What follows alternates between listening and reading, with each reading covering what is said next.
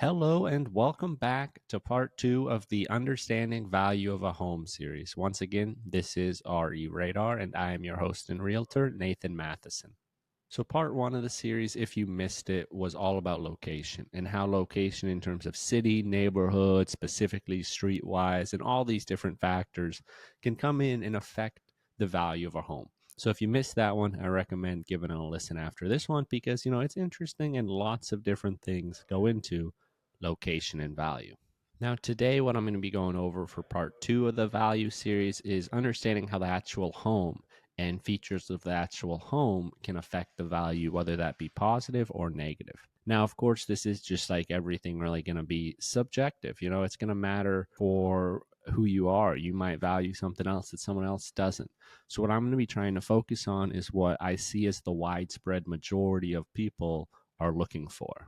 So how I'll be looking at it is kind of pointing out and touching on things that the average person or the widest amount of people are going to find value in and be interested in and is looking for in their home purchase. So let's get right into it here with the first point and talking about the floor plan and how the floor plan and how the house flows can really affect the value and what people think of homes. And you can really see that, and I've seen that firsthand with homes here in West Seattle, up there in North Admiral area.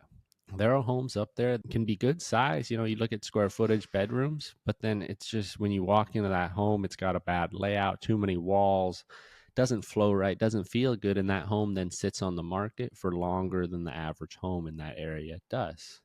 You can have that home with over 2,000 square feet of space. But, if it's all chopped up and the room layouts just don't make sense, and I mean, it's not going to feel like a spacious, welcoming home, and it's going to feel much smaller than that 2,000 square feet, which you're paying for. Now, of course, there's going to be some people who disagree with this statement, and that's okay. But what I've seen is that open concept layouts are still a fan favorite. Having that kitchen, dining room, living room all in one open, large space, it is a pro for the majority of people from what I've seen being out there. Now, the floor plan, though, it isn't just about that idea of the open concept with the kitchen, dining room, and living room orientation, welcoming feature like that. You've also got to look at and focus on the bedroom placement and the size of bedrooms mattering. You could have that home where it's got that person looking for that ideal open floor concept and the home has it. It offers that. But then you get to the bedrooms and it's got this tiny small primary bedroom. Say it's a 3-bedroom home and all of them are just these little small squares. That is going to be less desirable for a large demographic of home buyers. Or perhaps what you have is a large sized primary bedroom, only it's directly next to the kitchen. Now, for some folks, that's something they're looking for. But for a lot of people, they don't want a primary bedroom right next to the kitchen on that main floor if you got a 2-story home. It's simply seen as kind of less desirable for the majority of people. And I suppose the reason kind of for that being is, people want privacy with their primary bedroom. You want that out of the way of, when guests are going to be in town and in your house, you don't want your primary bedroom right next to the kitchen. And speaking of privacy and floor plan, the majority of people kind of have that layout that is just common sense. You want that layout flows naturally. You're walking through the front door. Instead of being smacked in the face with like a wall or something like that, you got a small entryway, little foyer spot, maybe a bench, drop your keys, little coat closet, something like that. That's what people are really looking for that I've heard out there. Then you go from that into that seamless open social space with, the open floor concept there, right there on the main level after you get through the entry. You got that living room right there, front and center, all, comfy, welcoming, leads into a little dining area where, you're visible, it's connected. It's not like, shoved off into a corner or boxed away into a small little walled off room where you can only have then a certain size dining room table. We've all seen those, I'm sure. Following that, you got the kitchen right there, nice open kitchen, maybe even a center island on it. You got a perfect spot for the whole home to operate. Another great feature that people are really looking for in homes, I feel, that I've talked with and that I think is a feature everyone would love, is that convenient little half bath right there in that main living area, but tucked away. Say you have maybe staircases up to the second floor. If there can be a half bath right in that area, I mean, perfect, because you want a spot where, when you have guests over, it's convenient right there, but it's out of the way of the main area, like not right next to the kitchen. And that's kind of touching in this idea how you want the zones of your home, or most people I think do, to kind of be divided between that public and private space of a home. This is where, you've got that primary right on the main floor. It's not always desired. It's mixing that public and private space of a home. Often people are looking for bedrooms that are grouped either maybe upstairs in a two-story home, or if it's just a one-level home, often, you're going to have a long hallway that's like the separate wing of the home where you got the bedrooms, and then the other side is all that living room, kitchen area. The primary suite people are looking for also is going to be one that feels like a true primary suite. It's separate from that kid room. It's got plenty of space. It might even have a little separate seating area inside the primary bedroom for where you can enjoy some coffee in the morning.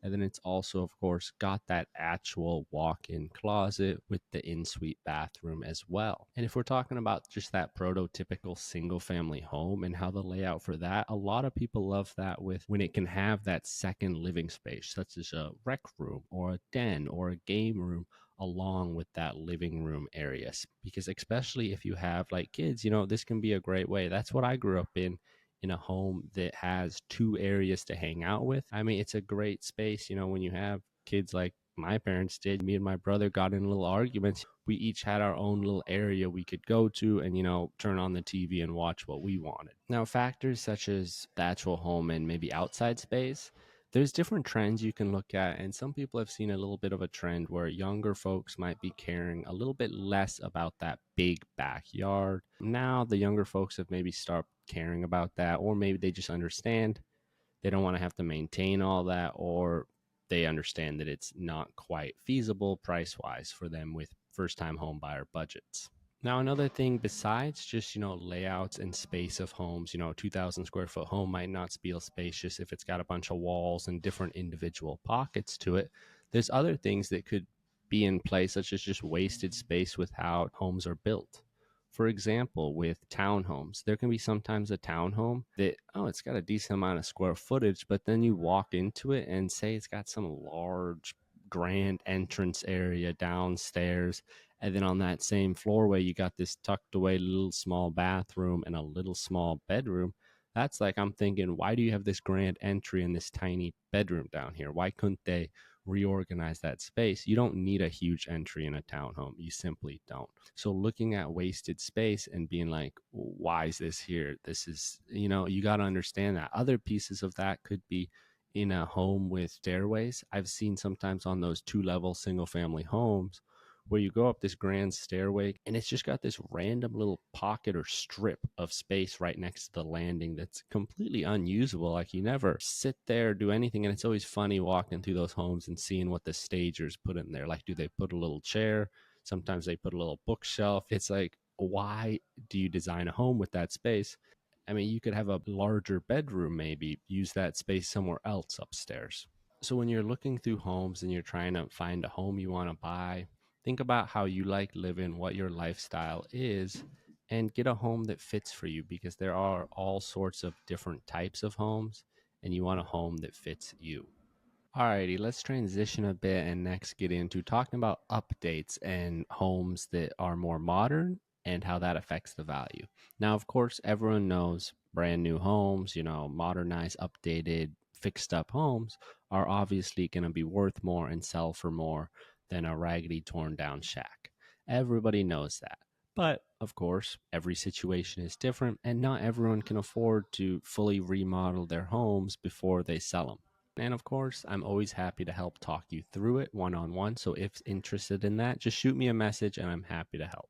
Now, if you don't really have a big budget or just can't afford to spend money on remodeling that outdated kitchen or bathroom in your home, don't stress. You can always sell as is. And in today's housing market, especially in certain areas like Seattle, you can still get great profits doing that. Now, if you do, though, have a little bit of time and you got a little bit of wiggle room pricing, there are some simply easy but not super expensive things that I would recommend doing to your home before listing it. And those would be updating the light fixtures, because you want good lighting. You want light fixtures that look nice, and you want light fixtures and lights that actually produce light.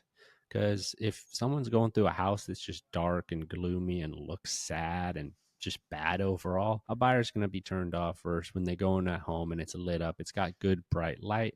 People see that and they see potential, even if the rest of the home might not be the best. You also always, before listing the home for sale, you always want to do a very deep clean of that home. You want to get it really in shape. You want to get it looking pristine. And if you can, of course, it is best if you can move out of the home prior to getting it listed, because then you can come in and get it staged and professionally cleaned fully throughout, and have these stagers come in who are going to be looking at the home, and they pick the furniture and put it in places specifically designed to make your home look as good as possible.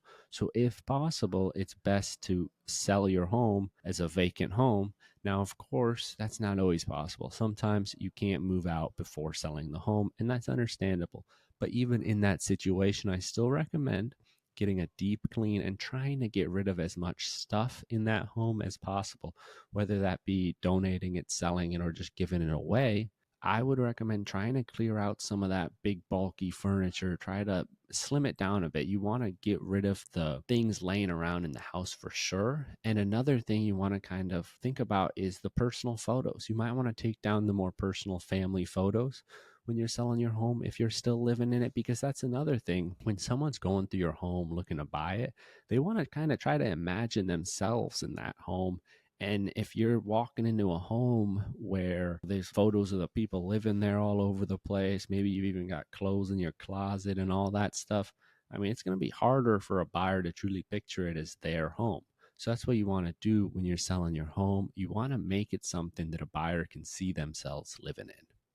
So, at the bare minimum, if you can't move out of your home, then at least do the best to display it in the best possible light. And that is through just simply tidying up, slimming down on the amount of furniture you have, and getting rid of those personal photos and putting them in storage. Now, if you do have a budget and you got some time to work with before your home needs to be sold, there are a few different points that I would highlight or emphasize in spending money on. These are going to be things that I feel can make the greatest difference in the appearance of your home and help with the sale for getting that home to the best possible price. First off, what I like is those hardwood floors refinished. I recommend getting them refinished, which can run, $4 to $5 per square foot. So it'll be a few thousand for the whole home likely. And, it's going to depend, of course, on how much wood is actually in that home, how many floors you have of hardwood and what type of wood it is to affect that pricing. But refinishing hardwood floor has consistently been shown one of the great ROIs, return on investments, for remodel work you can do in your home. Most recent stat I've seen is it has 147% ROI. And it really makes sense if you think about it logically, because the floor of a home is something anyone's going to notice. Everyone's going to be seeing it all over the place. When you're walking in a home, you're walking on that floor. It's visible at all times. So to display a home in the best possible light, if you can make that hardwood floor really shine, then potential buyers are going to walk through that home and be complimenting the floor first. If it's old, raggedy, not refinished, and looks beat, then potential buyers are going to be walking through it with disgust at the floor. So thinking along those lines of, ROI, you want what's going to get that best return on investment and have relatively low cost options. One of those is new garage door. It shows 194% ROI from a recent NAR statistic from start of 2025. Or you've also got new entry door at 188%. What do these have in common? These are what shape the first impression for a buyer. Depending on the exact home, that garage door and front door could be front and center for visible from the street. So when buyers are coming up to a home, they might see that front door and garage door before they even get out of the car.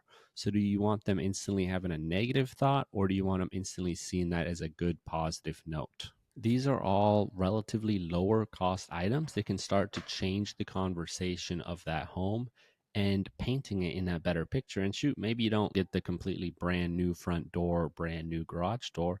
You just put on a new coat of paint on it. The dark front door and dark garage door is a popular trend.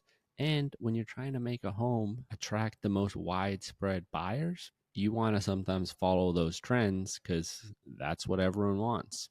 Now, that about wraps up all the time I've got for today's episode talking about value. If you're interested in hearing more about, different ROIs, I got all sorts of ones I know about. So feel free to shoot me a message and happy to talk you through those. But until then, This was episode 2 of the value series with what makes the value of a home and what affects that value heavily, and what kind of is not too influential in home's value. So this was all about kind of the actual home in itself and what features of a home are what the majority of people are looking for, and what kind of are things that could turn off potential buyers. But like I said, this is all the time we've got. So thank you very much for listening. Thank you for watching. And I will see you next time for part 3 and the final episode in what creates the value for homes. Till then, thank you for listening. Thank you for watching. Peace.